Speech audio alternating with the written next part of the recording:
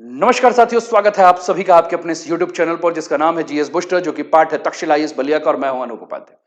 साथियों, दक्षिण एशिया के मानचित्र पर खींची गई रेखा जिसे हम डूरंड लाइन के नाम से जानते हैं, आज भी बारूद के गंध से भरी हुई है।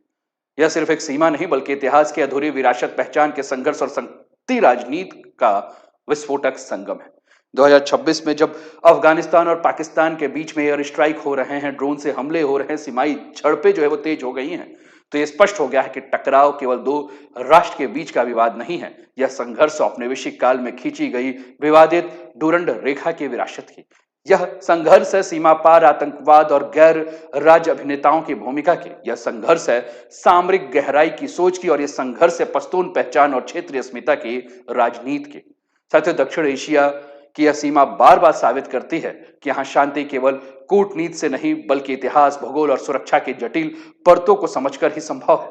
अफगानिस्तान पाकिस्तान संघर्ष केवल वर्तमान की घटना नहीं बल्कि अतीत की अनसुलझी रेखाओं का वर्तमान में विस्फोट है, और आज हम इसी के ऊपर विस्तार पूर्वक चर्चा करेंगे। साथियों, चैनल पर पहली बार है तो चैनल को सब्सक्राइब करके बेल आइकन दबा दीजिएगा कि यहां आने वाले हर वीडियो का नोटिफिकेशन आपको समय पर मिले। और आज का टॉपिक आपके स्क्रीन पर है, दक्षिण एशिया में जंग के हालात, पाकिस्तान बनाम अफगानिस्तान, डूरंड लाइन संकट, डूरंड लाइन क्राइसिस। कुछ समाचार पत्रों को हम ले लेते हैं जिन्होंने प्रमुखता से इसे लिया है, चाहे हम द संडे गार्जियन की बात करें, अल जजीरा की बात करें या डीडी न्यूज की बात करें। द संडे गार्जियन लिखता है, Pakistan Afghanistan war, what is India's stand on rising escalation and how did the ceasefire collapse? अल जजीरा लिखता है, open war, Pakistan and Afghanistan, Taliban claims major casualty, both sides say Pakistan has bombed target in Kabul, Kandahar and Paktiya in an escalation of recent tit for tat attacks. DD news लिखता है, Pakistan declares open war after air strike in Afghanistan. चलिए आगे बढ़ते हुए इस पूरे मुद्दे को विस्तार पूर्वक समझते हैं। साथियों, इतिहास की वह चिंगारी जो आज भी सुलग रही है पाकिस्तान और अफगानिस्तान के बीच में, वह है डूरंड रेखा, एक ऐसी रेखा जो कभी स्वीकार ही नहीं हुई थी। 1893 में ब्रिटिश भारत और अफगान के अमीर के बीच खींची गई यह डूरंड लाइन आज भी दक्षिण एशिया की सबसे विवादित सीमाओं में से एक है। लेकिन यह सिर्फ एक नक्शे पर खींची गई रेखा नहीं है, यह थी पहचान को दो हिस्सों में बांट देने वाली रेखा। अफगानिस्तान के कई धड़े इसे औपनिवेशिक थोपन मानते हैं, औपनिवेशिक गुलामी मानते हैं। पाकिस्तान इसे वैध अंतरराष्ट्रीय सीमा जो है वो बताता है।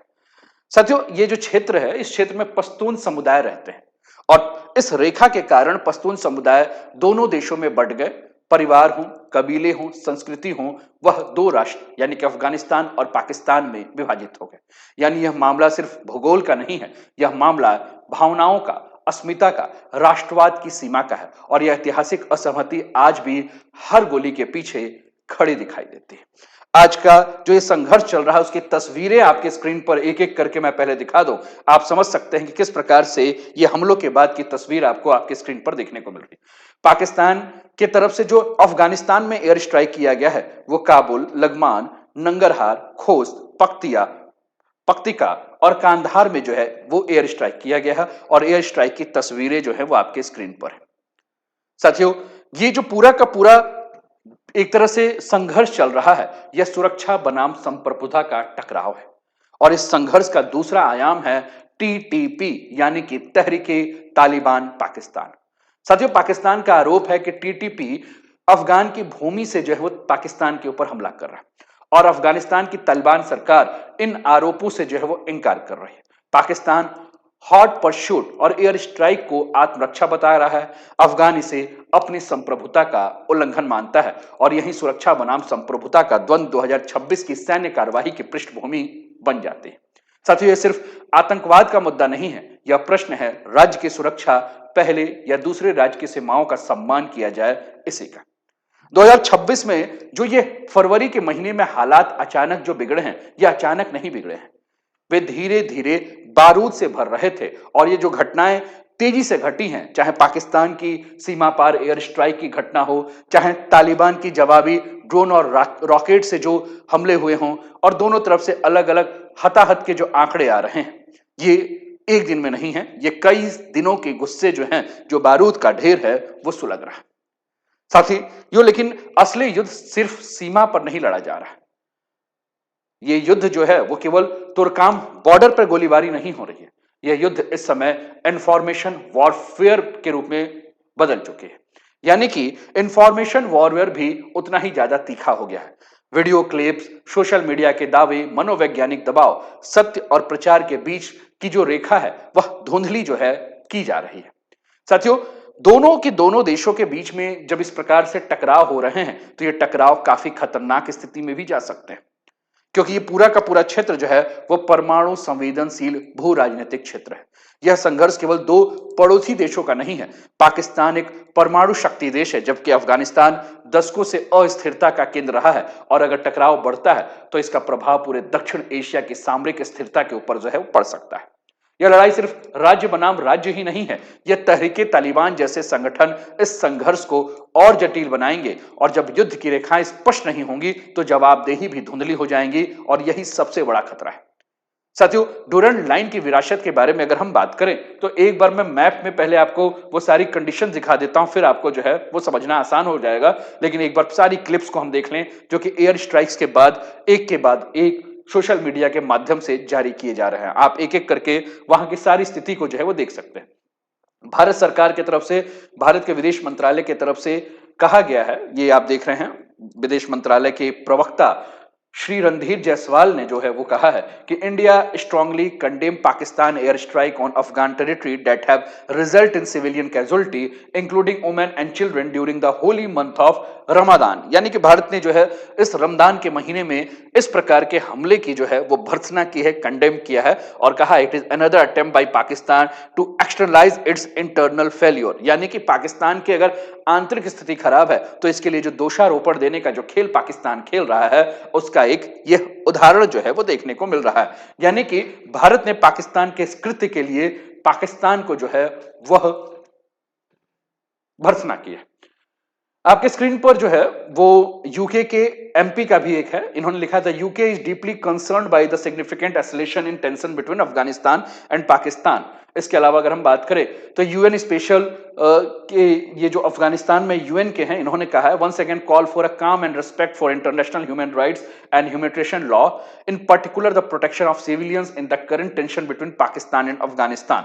यानी कि इस स्थिति को लेकर हर जगह जो है स्थिति जो है वो काफी तनावपूर्ण हमें देखने को मिल रहा है। विश्व जो है वो बार बार इसकी भर्त्सना कर रहा है, पाकिस्तान को भी चिता रहा है, अफगानिस्तान को भी चिता रहा है। साथियों, अफगानिस्तान का नंगर हार का बड़ा इलाका पाकिस्तानी हमले के बाद ये आग की लपटें आपको जो है वो देखने को मिल रही है, और ये कंडीशन आपको देखने को मिल रहा है। ये तस्वीरें जो है वो काबुल की है। ठीक, अब 132 साल पुराना जो डूरंड लाइन है उसी को लेकर विवाद है। आपके स्क्रीन पर ये डूरंड लाइन जो है वो देखने को मिल रहा है, और डूरंड लाइन के बारे में हमने कहा कि 1893 में ब्रिटिश भारत और अफगानिस्तान के बीच में ये समझौता हुआ है, और दक्षिण और मध्य एशिया का ये जो क्षेत्र है साथियों, ये पहले से ही वैश्विक प्रतिस्पर्धा का मैदान रहा है, और यदि यहां हालात बिगड़ते हैं तो बाहरी शक्तियों की रणनीतिक दखल से जो है वह यहां का संघर्ष और भी जटिल जो है वो हो सकता है ना।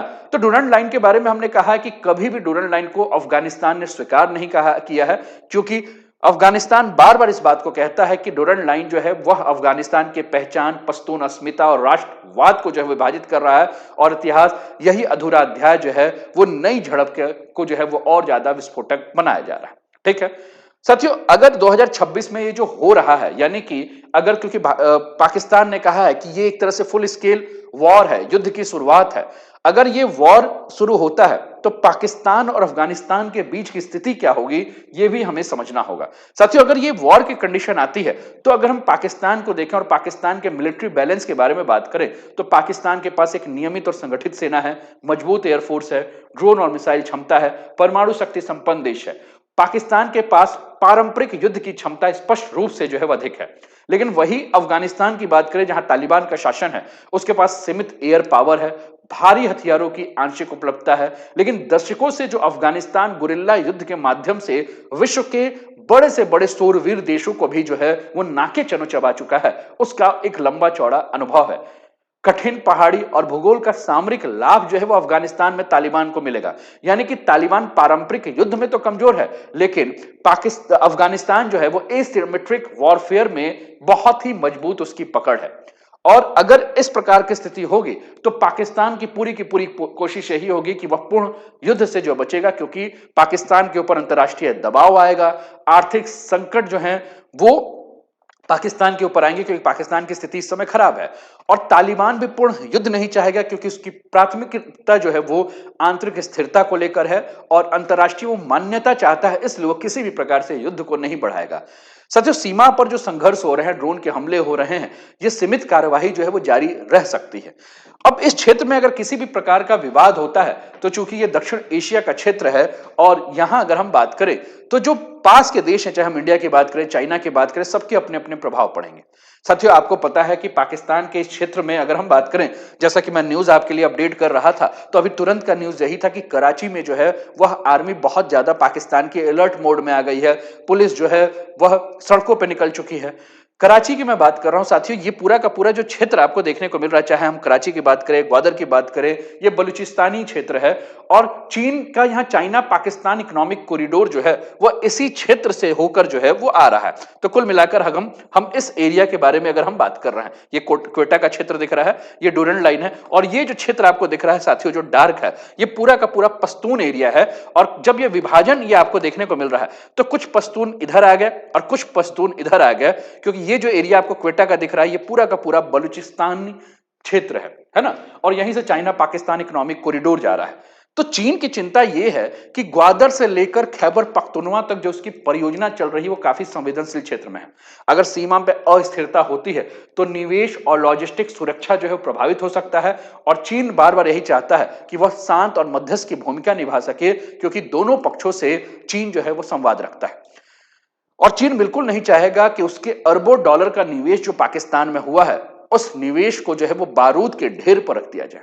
साथियों, ईरान की बात करें तो थोड़ा सा बॉर्डर अगर आप देखेंगे तो यहां आपको ईरान देखने को मिलेगा जो कि पाकिस्तान के साथ अपनी सीमा साझा करता है और ईरान की चिंता दो स्तर पर है, क्योंकि यहां अगर हम बात करें तो सबसे पहले शिया सुन्नी के शक्ति पर संतुलन की बात होगी और ईरान जानता है कि अगर यहां किसी भी प्रकार की अस्थिरता होगी तो इसकी जो पूर्वी सीमा है ईरान की वह असुरक्षित हो जाएगी। यानी कि अफगानिस्तान में अस्थिरता, पाकिस्तान में अस्थिरता ईरान के लिए शरणार्थी संकट हो जाएगा, उग्रवाद का जोखिम जो है वो इस क्षेत्र में बढ़ जाएगा। साथियों, रशिया भी अगर हम बात करें तो रशिया मध्य एशिया की स्थिरता को लेकर काफी सतर्क है। तजाकिस्तान, उज्बेकिस्तान जैसे देशों की सीमाएं जो हैं अगर आप ध्यान से देखेंगे तो ये उज्बेकिस्तान दिख रहा है, तुर्कमेनिस्तान दिख रहा है, इधर तजाकिस्तान दिख रहा है। इनकी सीमाएं जो है वो अफगानिस्तान से लगती है। अगर कहीं से भी अस्थिरता होती है तो मध्य एशिया में सीमा सुरक्षा जो है वो संकट घिर जाएगा।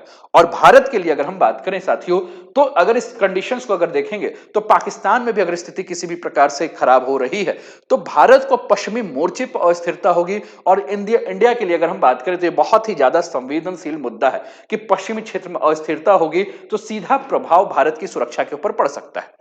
साथियों, यहां टीटीपी और आईएसआईएस के नेटवर्क को लेकर भी चर्चा हो रही है, यानी कि तहरीके तालिबान पाकिस्तान और Islamic state of Khorasan province की अगर हम बात करें तो अगर यहां स्थिति खराब होती है तो ये दोनों के दोनों आतंकी संगठन जो है वो इस क्षेत्र में आतंकवाद का नेटवर्क अपना बढ़ा सकते हैं और सीमा संघर्ष अगर बढ़ता है तो कहीं ना कहीं उनको यहां ऑपरेशन के लिए स्पेस मिल जाएगा, है ना। अगर अफगानिस्तान में उसे रणनीतिक स्पेस मिलता है तो भारत जो पिछले 2 दशकों से अफगानिस्तान की विकास परियोजना चला रहा है ना, उन परियोजना को चाहे सॉफ्ट पावर के माध्यम से भारत अपनी उपस्थिति वहां बना रहा है, वहां भारत के लिए संघर्ष की स्थिति हो जाएगी और भारत के लिए सुरक्षा जोखिम हो सकता है। तो ये जो एक अवसर है उस अवसर को जो है वो भारत के लिए भी चिंताजनक है। अब ये जो पूरी की पूरी स्थिति आई है दक्षिण एशिया में, तो साथियों दक्षिण एशिया में पाकिस्तान और तालिबान के बीच में जो तनाव चल रहा है, ये इसके क्या-क्या आगे होने के चांसेस भविष्य में क्या हो सकता है, तो हो सकता है ये हल्की फुल्की झड़पें हों, अंदर खाने में बातचीत होगी, सीमा पर कभी-कभी गोलीबारी होगी, ड्रोन या छोटे एयर स्ट्राइक हो सकते हैं, टीवी और मीडिया पे कड़े बयान दिए जा सकते हैं, लेकिन पर्दे के पीछे से बातचीत जारी रहेगा। और ऐसा इसलिए होगा क्योंकि पूरा युद्ध अगर हुआ तो ये बहुत महंगा युद्ध होगा और दोनों देश की अर्थव्यवस्था मजबूत नहीं और दोनों देश बिल्कुल भी नहीं चाहते हैं कि युद्ध हो और दोनों देश ये भी नहीं चाहते कि दुनिया में उसकी भर्त्सना हो, दुनिया में उसकी बदनामी हो। इसलिए वो एक ऐसा रास्ता चुन सकते हैं जिसमें थोड़ा भी दबाव रहे और बातचीत जो है चलती रहे। यानी कि ऊपर से शक्ति और अंदर से जो है समझौते की कंडीशन देखने को मिल रही है।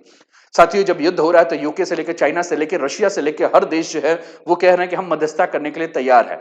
यानी कि दूसरे देशों का अगर दखल होगा तो मामला ज्यादा बिगड़ अगर जाएगा तो बाहर के देश जो है वो आएंगे।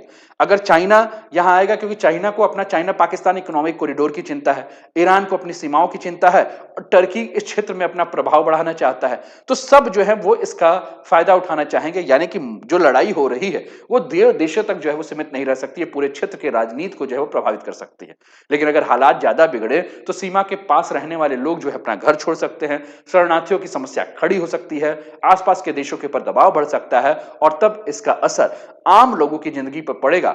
आम लोगों की सुरक्षा, जीवन जो चल रहा है या रोजगार की अगर हम बात करें तो सभी के सभी प्रभावित जो है वो हमें होते हुए देखने को मिलेंगे, है ना। और कुल मिलाकर ये पूरी की पूरी स्थिति जो है वो एक बहुत ही संवेदनशील बन जाएगी। आपकी स्क्रीन पर कुछ तस्वीरें मैं साझा कर दूं जो वहां की कंडीशंस है, और ये पूरा का पूरा क्षेत्र जो है जो इस समय युद्ध का क्षेत्र जो है वो बना हुआ है, जहां स्थिति जो है वो काफी गंभीर जो है बनी हुई है। वहां की कुछ तस्वीरें हैं जिसको मैं आपके साथ साझा कर रहा हूं और जिसके माध्यम से आप इस टॉपिक को समझ रहे हैं। उम्मीद करता हूं कि आज का टॉपिक आपको समझ में आया होगा और अंततः हम यही कह सकते हैं साथियों कि अफगानिस्तान और पाकिस्तान के बीच संघर्ष सिर्फ सीमा का विवाद नहीं, यह पहचान, सुरक्षा और अविश्वास की लंबी विरासत का परिणाम है। जब तक आतंकवाद, सीमा वैधता और राजनीतिक स्थिरता का ठोस समाधान नहीं होगा तब तक डूरंड लाइन सिर्फ एक नक्शे पे खींची हुई रेखा नहीं होगी बल्कि बारूद की लकीर जो है वो बनी रहेगी। आपको क्या लगता है? आप भी अपने विचार जो है वो कमेंट के माध्यम से हम तक पहुंचाएं और कैसा लगा सेशन जरूर बताएं। अभी तक चैनल को सब्सक्राइब नहीं किया तो सब्सक्राइब कर दीजिए, कमेंट नहीं किया तो कमेंट कर दीजिए और लाइक नहीं किया तो लाइक कर दीजिए और शेयर कर दीजिए अपने ज्यादा से ज्यादा मित्रों के पास। अपने ध्यान रखिए, स्वस्थ रहिए, मस्त रहिए, तंदुरुस्त रहिए, हंसते खेलते मुस्कुराते हुए जीवन का आनंद लीजिए। जय हिंद, जय भारत।